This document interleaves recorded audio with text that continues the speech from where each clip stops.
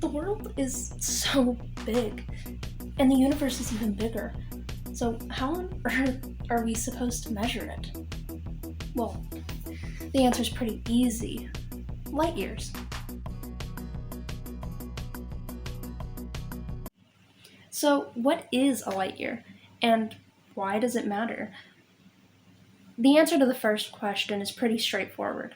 A light year is the distance that light travels over the course of a full year. See, a planet reflects the light of the star that it orbits, and that reflected light must travel through space to reach our eyes. The closer that the planet is, the less distance that it has to travel. And the further away, well, the more distance. Here's a demonstration to help understand. Set 3 pennies on a surface with 2 closer together. The center penny will represent us, the observers, and the other 2 pennies will represent planets reflecting light back to us. We can clearly tell that one penny is further away than the other penny. However, we would not be able to tell the distances while on the penny, so instead, we look at the light that is being reflected.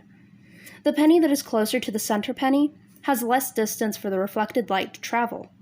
Therefore, more light can be processed more quickly.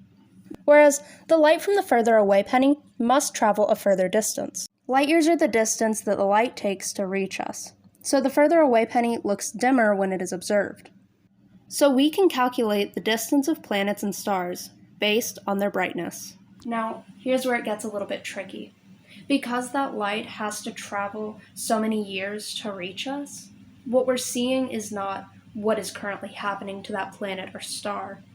What we're seeing is actually the past.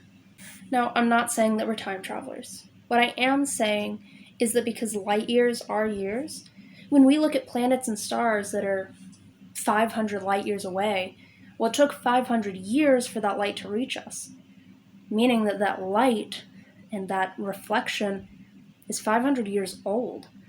So we're seeing 500 years into the past. Which brings me to the second question of the video. Why does it matter?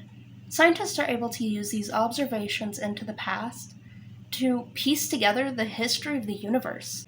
And that allows scientists to make new discoveries that could change the world. The world is big, and the universe is even bigger, but that won't stop us from aiming for the stars.